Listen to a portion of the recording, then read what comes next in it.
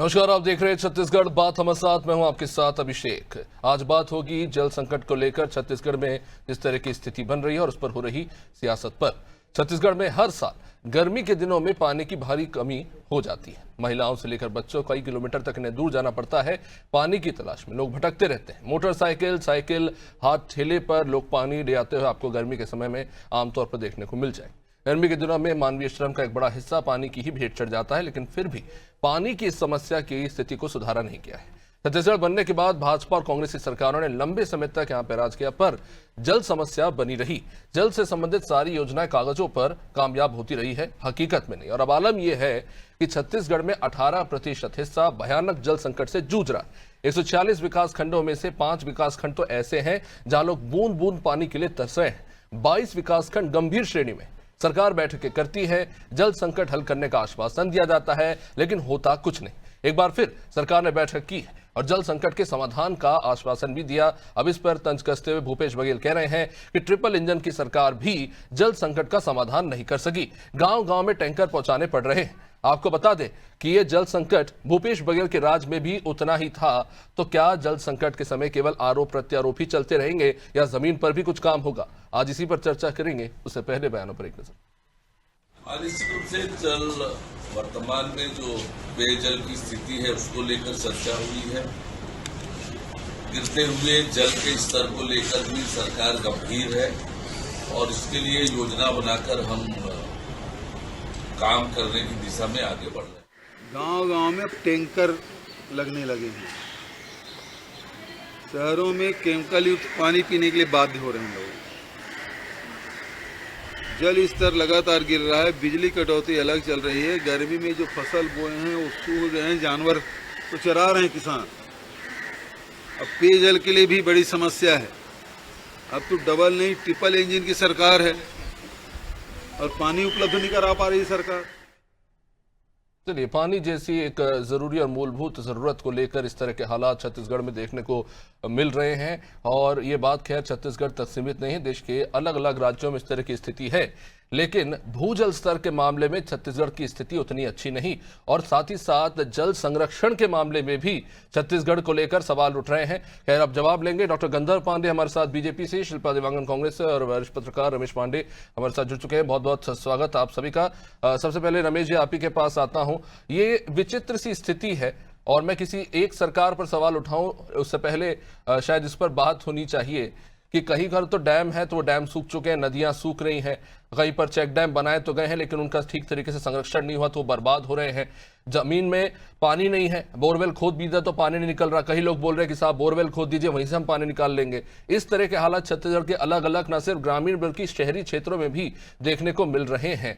क्या कारण है इसके पीछे और छत्तीसगढ़ जैसे राज्य में क्यों जल संरक्षण पर अच्छे से काम नहीं हो रहा? क्या ये जो पानी की किल्लत आज है, ये इसे आप एक तत्कालिक समस्या मानते हैं कि ठीक है गर्मी के समय में ही होता है, क्या इसलिए इस पर काम नहीं किया जा रहा, या लंबे समय तक इसको लेकर लापरवाही बरती गई है अलग अलग सरकारों के द्वारा?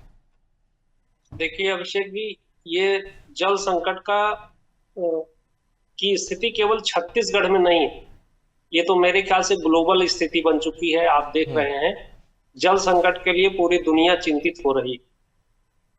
उसके लिए उसके पीछे सबसे बड़ा कारण केवल सरकारें कारण नहीं, उसके लिए आम आदमी भी जिम्मेदार है। जितनी जिम्मेदारी सरकार की है जल बचाने की, उससे ज्यादा जिम्मेदारी आम नागरिक की है। क्यों?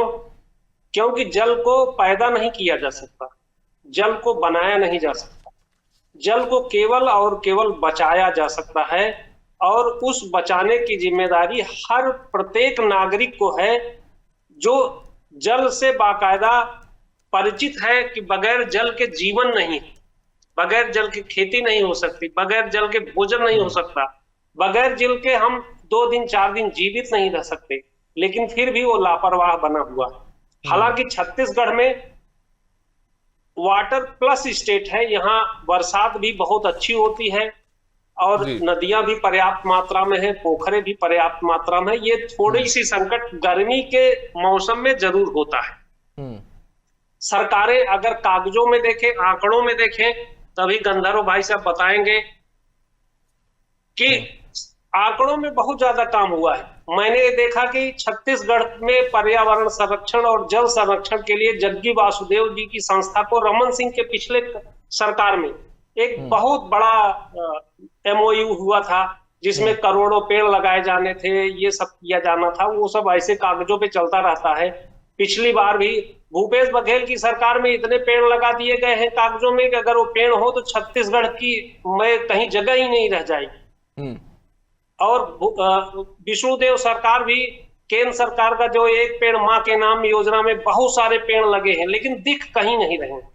तो ये सवाल है कि उसका क्रियान्वयन नहीं हो रहा है। आज जो मौजूदा जल संकट है छोटे छोटे शहरों में, या जैसे 18 विकास खंडों में आप बता रहे हैं कि टैंकर की स्थिति है या लोग सर पे डिब्बे लेके टहल रहे हैं, तो ये समस्या भी बड़े आसानी से सुलझाई जा सकती, लेकिन ये समस्या एक पैदा करने की स्थिति में बनी हुई है। छत्तीसगढ़ में इतनी कंपनियां हैं, अगर उनसे निवेदन किया जाए कि सिया अपने कारपोरेट रिस्पॉन्सिबिलिटी के तहत अगर उन गांवों में एक एक टैंकर लगा दें या एक एक टंकी लगा दें या पानी की व्यवस्था कर दें, तो ये संकट दूर हो सकता है।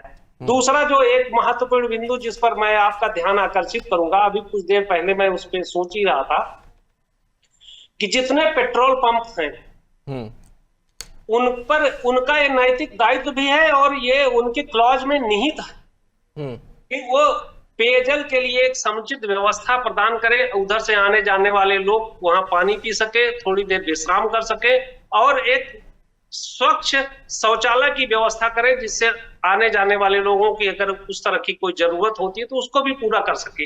लेकिन किसी भी पूरे छत्तीसगढ़ के किसी भी पेट्रोल पंप पर आप देख लीजिए, कहीं नहीं है। मैं गंधर्व भाई साहब से कहूंगा कि ये सरकारी क्लाज में है, इसके लिए कुछ करना नहीं है। आपको सिर्फ विभाग के अधिकारियों को कहना है कि ये इस चीज का इम्प्लीमेंट अवश्य कराएं गर्मी के समय में। तो मेरे ख्याल से आधे से ज्यादा जल संकट का समस्या का निदान मेरे ख्याल से घंटों में हो जाएगा। लेकिन इस तरह का थोड़ा सा विजन होना चाहिए कि हम इस समस्या का कैसे दूर कर सकते हैं। निश्चित रूप से। गंधर्व जी, इससे पहले मैं आंकड़ों पे आऊं, उससे पहले जानना चाहता हूं सरकार का क्या पक्ष है ये जो जल संकट की स्थिति छत्तीसगढ़ में उसको लेकर। देखिए, सर्वप्रथम तो सभी को मेरा नमस्कार, आदरणीय रमेश जी, शिल्पा जी और आपको। जो ये जल संकट अभी चल रहा है, जल संकट मानवता के लिए एक बहुत बड़ी चुनौती है और उसके लिए निहित चाहे जो सरकार हो उसने अपने स्तर पर काम करके योजना बनाने की प्रणाली रखी है। चाहे आप जल जागर मिशन देख लीजिए जो धमतरी का है, जिसमें भूजल स्तर को बढ़ाने के लिए विभिन्न प्रयास किए गए केंद्र के माध्यम से।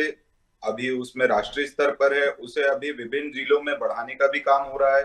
जितने सरकारी और नए भवन बन रहे हैं उनमें एक जल संरक्षण के लिए रेन वाटर हार्वेस्टिंग की सुविधा डेवलप की जाए, ऐसी चीजें की जा रही हैं। जो सूखे तालाब हैं, जो सूखे बोरवेल हैं, उनके जीर्णोद्धार के लिए भी प्रयास किया जा रहा है और पेयजल की उपलब्धता सुनिश्चित हो सके, इसके लिए केंद्र सरकार के द्वारा पहले ही जल जीवन मिशन चालू किया गया है, जिसमें लाखों कनेक्शन अभी तक हो चुके हैं। पर उसमें भी कुछ अनियमितताएं सामने आई हैं, उसके खिलाफ भी कार्रवाई की जा रही है और उसे भी सुधारने का प्रयास किया जा रहा है। इसमें एक हम सभी को मिल करके काम करना पड़ेगा, चाहे वो उद्योग जगत का क्षेत्र हो जो अपने जल रिक्वायरमेंट के लिए आसपास का जो नदी का जल है उसका उपयोग करते हैं और वो जल दूषित हो जाता है, तो उसके लिए भी एक लिमिट और पैरामीटर सारी चीजों के साथ किया जाए, उसकी ठीक से मॉनिटरिंग हो कि किस लेवल में वो वाटर का रिसोर्सेज का उपयोग कर रहे हैं। तो ये सारी चीजों को जब एक स्तर पे किया जाएगा, और जैसा कि रमेश पांडे जी ने कहा, पर ये जो बातें गंधर्व जी आपने कही, इन मॉनिटरिंग की हो या इम्प्लीमेंटेशन की हो, तो जल संसाधन विभाग जल संरक्षण के लिए जल संसाधन विभाग में कितना बजट आवंटित किया जा रहा है, कितना खर्चा हो रहा है? क्योंकि आपको मैन फोर्स चाहिए, आपको टेक्निकल स्टाफ चाहिए, इम्प्लीमेंटेशन और मॉनिटरिंग के लिए आपको बहुत सारा इंफ्रास्ट्रक्चर डेवलप करना होगा, उसके लिए कितना पैसा खर्च कर रही है? देखिए, जल संसाधन विभाग का जो बजट है वो मेरे ख्याल से अभी तक वो स्थायी है, उसमें कोई ज्यादा वृद्धि नहीं हुई है। पर इसमें जो केंद्र का बजट है, चाहे जल जीवन मिशन से हो, चाहे आपने जल जीवन मिशन की बात की, अभी हाल ही में जो विधानसभा सत्र था उसमें ही एक सवाल पूछा गया और ये बहुत ही दिलचस्प मामला है, और पूछने वाले आप ही के विधायक थे अजय चंद्राकर जी ने अरुण साहब से पूछा था कि ऐसे कितने गांव हैं जहां पर जल जीवन मिशन के तहत नलों के कनेक्शन, पाइपलाइंस बिछ गई, टंकियां बन गई, लेकिन पानी का सोर्स नहीं है। ये अजूबा छत्तीसगढ़ में हुआ है, आपके पास वाटर सोर्स नहीं है। 653 गांव में बिना वाटर सोर्स के टंकी, पाइपलाइन, नल सब लग के रेडी है, पानी नहीं है। देखिए, इसका जो क्रेडिट जाता है वो आदरणीय भूपेश बघेल जी को जाता है। 2018 से 2023 तक के जब वो थे तो वो टारगेट मिला था 2024 का, तो वो बोले कि हम 2023 तक के पूरा जल जीवन मिशन कंप्लीट कर देंगे। तो आनन फानन में पेटी ठेकेदारों को दे करके ये योजना का बंदर बाट करना, पैसे का इस प्रकार का काम पूर्ववर्ती सरकार ने किया था। आज उसे सुधारने का काम विष्णुदेव साय जी की सरकार में हो रहा है। और अभी आप देखेंगे जो 11,832 बोरवेल जो सूख चुके थे उसको 86 मोबाइल यूनिट्स भेज के उसको सुधार किया गया है कि उन बोरवेल में पानी की उपलब्धता सुनिश्चित की जा सके। तो सभी तरीके के प्रयास किए जा रहे हैं कि भूजल स्तर को कैसे बढ़ाया जाए। अभी जैसे आप देखेंगे, अभी सुशासन त्योहार था, उसमें जैसी शिकायतें आई उसके खिलाफ भी उधर कार्रवाई की जा रही है। इसके साथ ही साथ जैसे जल जागर मिशन है, जल जीवन मिशन है, अटल जल संरक्षण योजना है, फिर अटल ग्राउंड वाटर का लेवल बढ़ाने के लिए जो सेंट्रल योजनाएं चल रही हैं, सभी चीजों का इम्प्लीमेंटेशन लॉन्ग टर्म में इसका फायदा हमको जरूर देखने को मिलेगा। नंदन जी, आपने एक बात कही कि भूपेश बघेल सरकार में ये हुआ है घोटाला। अब खैर मेरे पास इस बात का कोई जवाब नहीं है कि उस पर अभी क्या कार्रवाई हुई है। जो 653 गांव है उसका डीपीआर अप्रूव किस अधिकारी ने किया, उन पर जांच क्यों नहीं बिठाई गई, मुझे अभी इस पर जानकारी नहीं। अगर आपके पास जवाब है तो मैं इस पर जवाब जरूर दूंगा। लेकिन एक और इंपॉर्टेंट सवाल, शिल्पा देवांगन जी, नल जल योजना को लेकर आपकी पूर्ववर्ती सरकार पर सवाल उठता है कि बहुत ही धीमी रफ्तार से आगे बढ़ी है ये योजना, और केंद्रीय जल शक्ति मंत्री गजेंद्र शेखावत जी का ऑफिशियल बयान है कि पूरे देश में सबसे खराब एवरेज छत्तीसगढ़ का रहा है नल जल योजना को इंप्लीमेंट करने में। देखिए, नल जल योजना मुख्यतः जो जल जीवन मिशन योजना है वो मुख्यतः केंद्र सूची के अंतर्गत आता है। राज्य सरकारें अपना योगदान देती हैं, अपना राज्यांश देती हैं निश्चित रूप से। तो पूर्ववर्ती भूपेश बघेल जी की सरकार ने अपनी तरफ से जितना राज्यांश होना था उसमें पूरी तरह से कार्य किया, और नरवा गरवा बाड़ी योजना के तहत भी कई ऐसे नदी नालों का संरक्षण वो आपकी सरकार की योजना थी। मैं सीधे आंकड़ों पे ही आ जाता हूं। 445.52 करोड़ रुपए 2020-21 में राज्य सरकार के लिए केंद्र सरकार ने आवंटित किए। आप वो 400 करोड़ भी खर्च नहीं कर पाए। मैं बताऊं 2000 करोड़ था, 2000 एग्जैक्ट नंबर्स बताओ तो 1908 करोड़ आवंटित किए गए थे छत्तीसगढ़ के लिए। दोगुना राशि की गई आपकी सरकार में, 400 करोड़ रुपए दिया था, उसमें से भी आप 300 करोड़ ही खर्च कर पाए। देखिए, जो योजनाएं थी जल के संरक्षण की योजनाएं, वो भूपेश सरकार के तहत भली भांति हुई। हम तो कहते हैं जब केंद्र सरकार ने कई ऐसी योजनाओं की जो राशि है वो रोक दी, वहां तक कार्य करके हमने पूरी तरह से राज्यांश का उपयोग किया।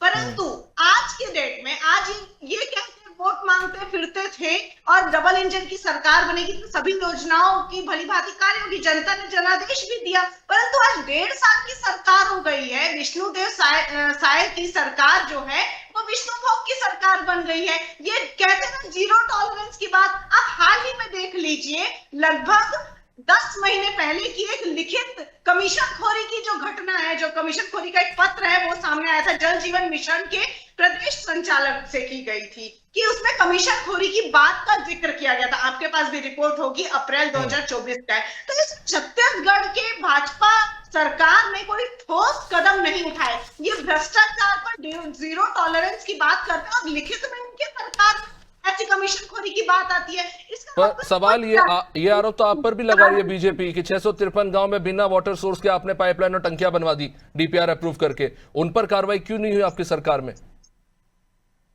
देखिए, निश्चित रूप से जो भी चीजें भूपेश सरकार में हुई और 5 साल के ड्यूरेशन में उसको आगे बढ़ाने का कार्य था भाजपा सरकार का, उन्होंने ये ऐसी योजनाओं को भ्रष्टाचार की भेंट चढ़ा दी, विष्णु भोग की भेंट चढ़ा दी गई। ये लिखित में मामले सामने, वही मैं कहना चाह रही हूँ कि लिखित में जो मामले सामने आ रहे हैं उसमें आगे इन्होंने कार्रवाई क्यों नहीं की? जब सत्ता इनकी, सरकार इनकी और केंद्र में सरकार डबल इंजन ट्रिपल इंजन की सरकार है, तो आज जल की समस्याएं क्यों उत्पन्न हो रही हैं? शिल्पा जी, छत्तीसगढ़ की राजधानी रायपुर पर ही आ जाते हैं।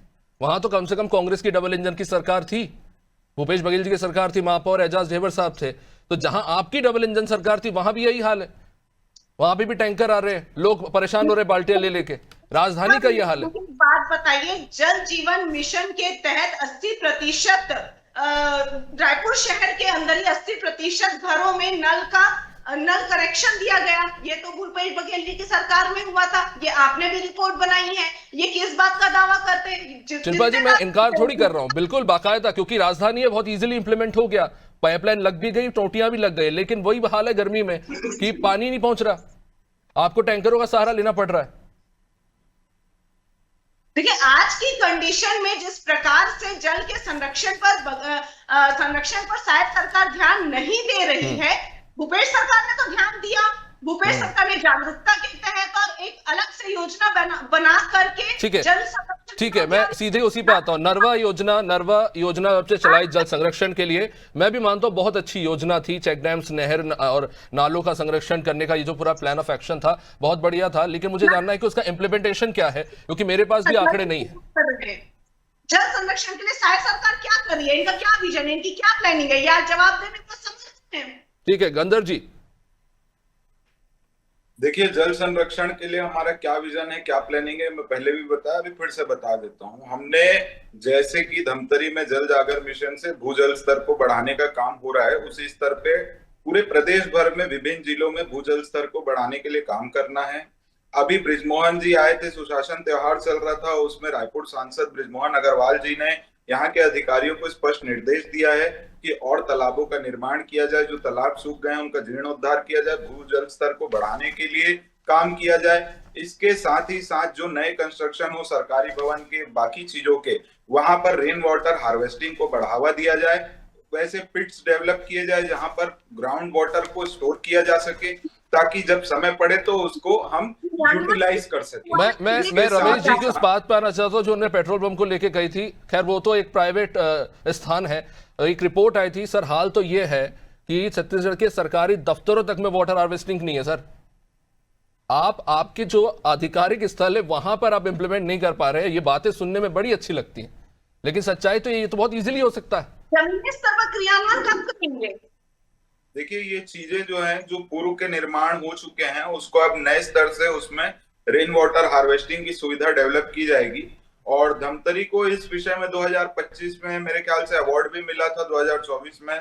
और 5 से 6 अक्टूबर के बीच यहाँ पर एक राष्ट्रीय उसका हमने प्रोत्साहन भी किया था कि इस प्रकार से जल को संरक्षित किया जा सकता है। तो उसी आधार पे अब चलेंगे। जो पुराने निर्माण हो चुके हैं उनमें वापस इस चीज को कैसे लागू किया जाए कि इसमें जल संरक्षण को बढ़ावा दिया जाए।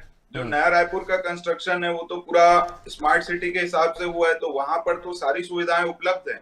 पर जो रायपुर शहर की बात है, या विभिन्न जैसे पूरे प्रदेश भर के जो शहर हैं जहां पर इस माध्यम से कंस्ट्रक्शन नहीं हुए हैं, तो वहां पर एक इस पहल को लाया जाएगा कि रेन वाटर की हार्वेस्टिंग ज्यादा से ज्यादा हो, ताकि जो हमारा ग्राउंड वाटर लेवल है वो ऊपर आए। गंदर जी, ये क्या कोई कॉन्क्रीट प्लानिंग है? क्योंकि अभी आपने सरकारी दफ्तरों को लेकर कहा कि ये पुरानी इमारतें हैं। स्मार्ट सिटी के तहत जो ये पूरा खाका तैयार किया जा रहा है, इसमें ग्राउंड वाटर लेवल को रिचार्ज करने के लिए क्या प्लानिंग है? क्योंकि अगर आप सरकारी दफ्तरों कह रहे हैं कि वो पुराने हैं इसलिए वाटर हार्वेस्टिंग नहीं इंप्लीमेंट हो पा रहा, आप पूरे शहर में कैसे करेंगे? देखिए, पूरे शहर में एक जागरूकता के साथ साथ चीजों को किया जाएगा, ताकि जो स्मार्ट सिटी की भी प्लानिंग है और जो हमारे सीवेज ट्रीटमेंट प्लांट्स हैं उसके माध्यम से जो आप देखेंगे बार बार नए नए सीवेज ट्रीटमेंट प्लांट्स बन रहे हैं, तो इस सभी जल स्रोतों को संरक्षित करने के लिए नए तालाबों का निर्माण करना और जो तालाब सूख चुके हैं उसका भी जीर्णोद्धार करना, ऐसी सभी चीजों को लेकर के, ताकि जो बोरवेल रायपुर में अब सूख चुके हैं, जिनमें अब भूजल स्तर नीचे जाने से ये तकलीफें आ रही है, वो भूजल स्तर को अब ऊपर लाने की दिशा में सरकार प्रयास करेगी। और निश्चित ही लॉन्ग टर्म में इसका परिणाम हमको देखने को मिलेगा। और जो वायु परिवर्तन, वायु के साथ साथ जैसे आप देखते हैं बारिश कहीं कम कहीं ज्यादा हो जाती है, तो उसमें जो डैम्स और सारी चीजों के माध्यम से वहां पर जल की व्यवस्था सुनिश्चित की जाए। साथ ही साथ कृषि क्षेत्रों में ऐसा एक जागरूकता अभियान चलाया जाए कि स्प्रिंकलेड फार्मिंग को भी प्रोत्साहित किया जाए कि कृषि क्षेत्र में तो गंदर जी एक और अभी बड़ी समस्या खड़ी होने वाली है, क्योंकि एक तो एक नेक्स्ट लेवल पे वहां पे सिर्फ धान की खेती हो रही है, जो बहुत बड़ी चुनौती बनने वाली है प्राकृतिक रूप से। दूसरा, आप कह रहे हैं आपको अब एथेनॉल बनाना है गन्ने से, वो भी बहुत ज्यादा पानी मांगता है। तो चुनौतियां और बड़ी आगे बढ़ने वाली है, खासतौर से छत्तीसगढ़ के लिए, क्योंकि ग्राउंड वाटर लेवल गिर रहा है। ये उस छत्तीसगढ़ की हम बात कर रहे हैं जो घने वन क्षेत्र वाला है। दूसरा, यहां पर तय सीमा से ज्यादा बारिश होती है, उसके बाद ये स्थिति। खैर रमेश जी, मूल मुद्दे पे आते हैं। ये बात तो सही है कि दोनों ही सरकारों ने बातें कही हैं, लेकिन ये सब बातें ज्यादा कागजों में दिखती है, जमीन पर कम। राजस्थान एक बेहतरीन उदाहरण है जहां पर पानी को सोने की तरह संरक्षित रखा जाता है, और कई अवार्ड राजस्थान को इसके लिए मिले कि उन्होंने किस तरह से पानी को संरक्षित किया, और आज वहां पर पानी की किल्लत लगभग खत्म हो चुकी है। वही छत्तीसगढ़, जहां पर पानी की उपलब्धता इतनी अच्छी है, प्रचुर है, उसके बाद ये हालात है। क्या ये कारण वही है कि हमारे पास पानी अच्छा है, बहुत ज्यादा मात्रा में है, तो ठीक है, फालतू में जाने तो कोई परेशानी नहीं है, ज्यादा मेहनत करने की जरूरत नहीं है? देखिए अभिषेक जी, मैं पहले भी ये बात कह चुका हूं कि इसके लिए अकेले सरकारें जिम्मेदार नहीं, इसके लिए प्रत्येक नागरिक का नैतिक दायित्व है। और इसके लिए जो मेरे ख्याल से सामाजिक संस्थाएं हैं और सरकार को भी, जो ऐसे लोग हैं जो वाटर के क्षेत्र में अच्छा काम कर रहे हैं, उनको प्रोत्साहित करना चाहिए और लोगों को जागरूक करें कि भाई पानी की बर्बादी मत करिए, आने वाले दिनों में बहुत बड़ा संकट खड़ा होने वाला है। तो ये स्थिति बनाई जाए। दूसरा, जो शहरी क्षेत्र में या शहरी क्षेत्र के बाहर जो मैं ये कहूंगा कि भूपेश बघेल की सरकार में जो एक स्कीम लाई गई थी, वो बहुत यूनिक और मॉडल स्कीम है। उस स्कीम का दुरुपयोग जरूर हुआ, कंप्लायंस नहीं हुआ, तो ये नहीं कहा जा सकता कि वो स्कीम चूंकि भूपेश बघेल की थी इसलिए खराब। वो जो नरवा स्कीम है वो बहुत बेहतरीन स्कीम। नरवा स्कीम को इस सरकार को भी पुनर्जीवित करना चाहिए, और जितने भी हमारे नदी हैं, झील हैं, तालाब हैं, पोखरे हैं, उनको संरक्षित करके जो वर्षा का जल आए वहां पे रोकने की जरूरत है। ये बहुत बड़ी आवश्यकता है। इसके लिए मेरे ख्याल से हर सरकारों को इस पे बहुत गंभीरता से काम करने की जरूरत है, तभी पानी के संकट से बच सकते हैं। रमेश जी, क्या सही में कोई स्ट्रॉन्ग प्लान ऑफ एक्शन है, कोई कॉन्क्रीट प्लान ऑफ एक्शन? अभी गंधर्व जी कह रहे थे, धमतरी का उन्होंने जिक्र किया, वहां के कलेक्टर को शायद अभी प्रधानमंत्री से अवार्ड भी मिला है। इस तरह के जो एग्जाम्पल्स हैं, क्या उनको दें, उनको चिन्हित करें, उनसे सीखे कि उन्होंने ये कैसे किया और उसे इंप्लीमेंट किया जाए? क्या इस तरह कोई स्ट्रॉन्ग कॉन्क्रीट प्लान आपको बनता हुआ दिख रहा है? जैसा कि आपने नरवा का भी जिक्र किया, अब वो जमीन पे इंप्लीमेंट नहीं हुआ, जैसा कि आपने कहा कि वो योजना तो बड़ी शानदार है, लेकिन वही हाल है कि कितने पौधे लगे, जैसा कि आपने कहा, नहीं पता उसकी क्या गिनती है, नहीं पता। आज ये हाल है, मैं हैरान हूं पढ़ के, कई गांव में लोग अपनी बेटी ब्याह नहीं रहे क्योंकि वहां पानी नहीं है। ये अभी ये स्थिति है, और वो भी छत्तीसगढ़ जैसे राज्य में है। ऐसा तो राजस्थान में होता था। अभिषेक जी, सिर्फ ये काम कर लीजिए और कुछ आपको करने की जरूरत नहीं है। जिस चीज का आप अभी जिक्र कर रहे थे, सिर्फ शासकीय और जो गैर शासकीय बड़े संस्थान, वहां पे आप वाटर हार्वेस्टिंग स्कीम का इंप्लीमेंट 100% करा दीजिए, पानी की समस्या अपने आप दूर हो जाएगी। वाटर हार्वेस्टिंग स्कीम को आप इंप्लीमेंट नहीं करा पा रहे हो, तो बाकी के स्कीमें कैसे इंप्लीमेंट हो पाएंगी? अभी मध्य प्रदेश में सर ऐसा है कि अगर आप घर बनवा रहे हैं और अगर आप वाटर हार्वेस्टिंग लगाते, एक अमाउंट पहले से ही ले लिया जाता है, और अगर आप वाटर हार्वेस्टिंग लगाते तो वो अमाउंट रिटर्न किया जाता है। हाल ये है कि वो अमाउंट लोगों ने वापस ही नहीं लिया, वाटर हार्वेस्टिंग लगाया नहीं, वो अमाउंट वापस नहीं लिया। ये तो स्थिति है। तो और ये शहरी क्षेत्रों की बात हो रही है। अब क्या कहेंगे, शहरी क्षेत्रों में आप देखिए, मैं कह रहा हूं कि जो बिल्डर्स हैं, जो कॉलोनियां डेवलप कर रहे हैं, उनका भी नैतिक दायित्व है कि वो एक वाटर हार्वेस्टिंग सिस्टम या वाटर जो जल संरक्षण सिस्टम, पौधों के संरक्षण का सिस्टम चलाएं, लेकिन कोई कुछ नहीं कर रहा है, सब मनमानी है, जो जिसकी जो मर्जी आ रहा है वो कर रहा है।